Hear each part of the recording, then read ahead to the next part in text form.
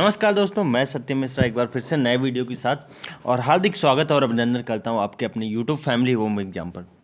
दोस्तों, शिक्षा मंत्री ने आपने देखा होगा यहाँ पर क्या कहा था। शिक्षा मंत्री ने कहा था एनआईएसए का परीक्षा प्रक्रिया में करें सुधार, जो भी उनकी परीक्षा की जो प्रक्रिया है, ताकि जो एनआईएस की निष्ठा पर सवाल ना उठे।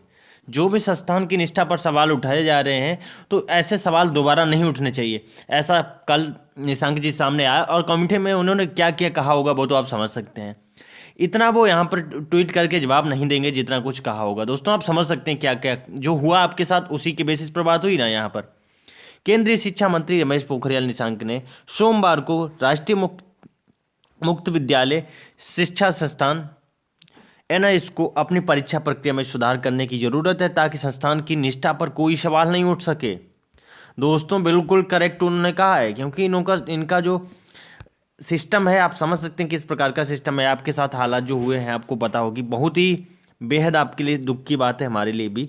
तो इन्होंने क्या किया, देखिए निशंक जी ने जो कहा है उसकी अपडेट हम पल पल आपकी दिखा रही। जो केंद्रीय शिक्षा मंत्री रमेश पोखरियाल निशंक ने सोमवार को कहा कि राष्ट्रीय मुख्य विद्यालय एनआईओएस के अपनी परीक्षा प्रक्रिया में सुधार करने की जरूरत है ताकि संस्थान की निष्ठा पर कोई सवाल ना उठे।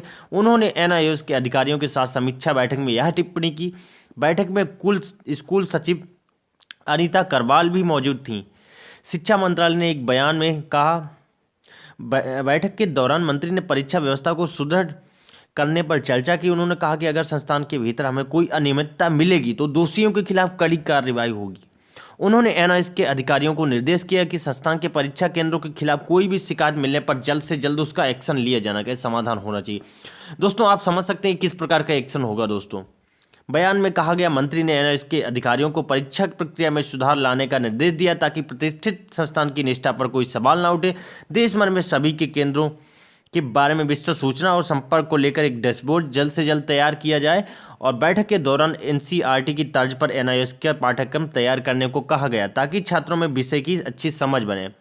बयान में कहा, मंत्री ने कोविड-19 संकट के दौर एनआईएस के कार्यों की भी समीक्षा की। एनआईएस के अधिकारियों ने उन्हें बताया कि छात्रों के लिए 4 चैनल लगाए गए हैं, जिसमें 2 चैनल माध्यमिक उच्च माध्यमिक स्तर के हैं। दोस्तों, इस प्रकार की एक खबर है और इसमें देखिए एनआईएस की तरफ बहुत फटकार लगाई है। देखिए, आप समझ सकते हैं शिक्षा मंत्री जी हमारे।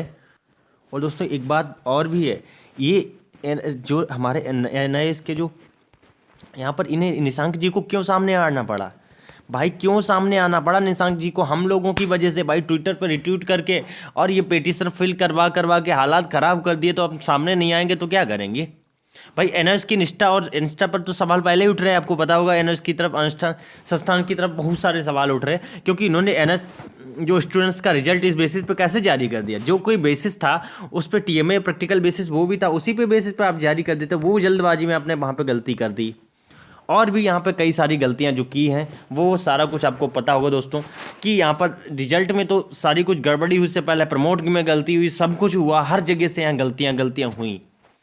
देखिए, रमेश पोखरियाल ने यहाँ पर साफ कर दिया, किसी को बख्शा नहीं है। अगर किसी प्रकार की ये संस्थान में अनियमितता या गड़बड़ी पाई जाती है तो उसे बिल्कुल बख्शा नहीं जाएगा, उसके खिलाफ, दोषियों के खिलाफ सख्त से सख्त कार्रवाई की जाएगी। ऐसा एनआईएस की तरफ से, एनआईएस को कहा गया है रमेश पोखरियाल जी की तरफ से। देखिए, रमेश पोखरियाल जी ने एक बार कह दिया तो अब समझ लो आपका काम हो गया।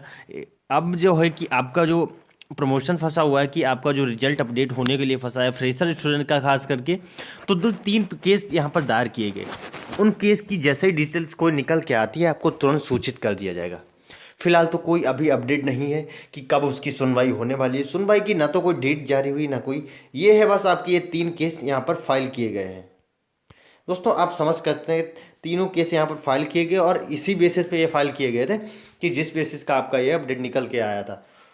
दोस्तों, समझ सकते हैं आप, ध्यान रखिए कि एनआईएस के जो अब चेयरमैन रमेश पोखरियाल जी सामने आ चुके हैं, तो आप समझ लीजिए कितनी शक्ति हमारी, कितनी आवाज़ उठ चुकी है और जो प्रमोशन की आवाज़ हमारी बहुत ऊपर तक गई है। मीडिया की खास करके मैं धन्यवाद कहना चाहूँगा, हमारे मीडिया के कर्मचारी जिन्होंने हमारा बहुत सपोर्ट किया, उन्होंने अपनी आवाज़ बहुत ऊपर तक उठाई।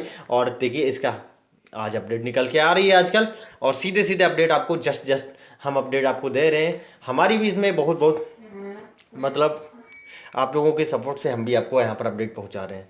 तो वीडियो को like, comment, share and subscribe करना मत भूलिएगा। अब डीआरपी निशंक जी की आवाज़ उठ चुकी है और अपनी आवाज़ इतनी उठी है कि डीआरपी निशंक खुद संज्ञान में मामले को लेने आ गए। जय हिंद, वंदे मातरम।